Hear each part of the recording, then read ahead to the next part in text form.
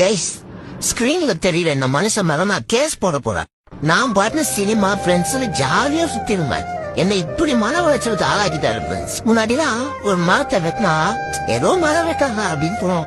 ஆனா இப்ப பாக்கும்போது ஐயோ மரத்தை வெட்டுறாங்களே, இதுல பூரி கட்டி விட்ட பரவாயில்ல மூணு யோசிக்க வைக்கிறாரு ஃப்ரெண்ட்ஸ். லாரியில மணல் போனப்பட நம்ம ஒரு பக்கம் போ அது ஒரு பக்கம் போ.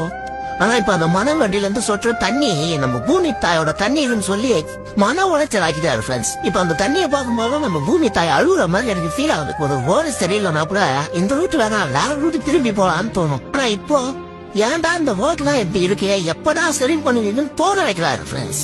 சினிமால வரவனா பெரிய தலைவன், அவன் தான் ஹீரோ நடிச்சுக்கிட்டோன இல்லனா தமிழகத்துக்கு ஒரு தலைவர் இருக்காருமே இவன் தாக்கி எங்க மைண்ட மொத்தமா மாத்தி விட்டாரு. ரத்தம் தேவையோட குரூப் மெசேஜ் வந்தா தட்டி விட்டு போயிட்டே இருக்கலாம். ஆனா இப்போ இவங்க புழுதி கூட பாசம் வச்சு ரத்தத்தை அழி குத்துன்னு இருக்காங்க ஃப்ரெண்ட்ஸ். அது பார்த்து நம்ம நெஞ்சு குத்துமா இல்லையா, நான் ரொம்ப ரத்தம் கொடுக்குறேன்.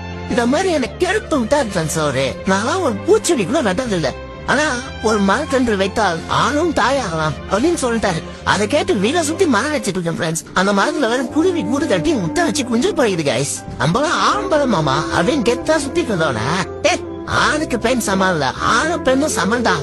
நீ நட பொண்ணுக்கு சுதந்திரம் கொடுக்கறது, கர்ப்பப்பையில இருந்தும் அம்மா சுதந்திரம் கொடுக்கறதா நீயே பிறந்தோன்னு புரிய வச்சாருங்க. இந்த மாதிரி பண்ண சும்மா இருந்தாமா நீவா சொன்னது?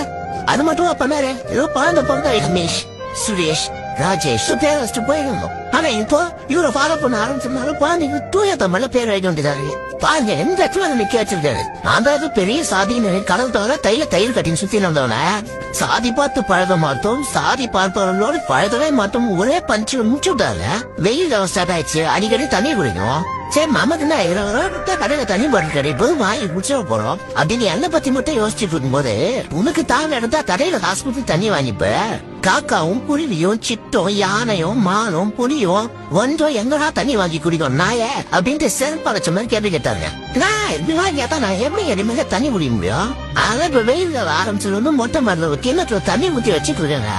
நம்ம பார்த்து தற்பொழியா சுத்திட்டு இருந்தோம். நம்ம எப்படி தெளிவாட்டு கண்டிப்பா கேஸ் போட்டு உள்ள தள்ளியே ஆகும். எந்த மாதிரி தூக்கம் தந்தாமே ஆக அவஸ்தப்படுறீங்க. அவ்வளவு வாங்க நம்மள ஒரு சங்கம் ஆரம்பிச்சு ஒரு மேல கேஸ் போடுவோம்.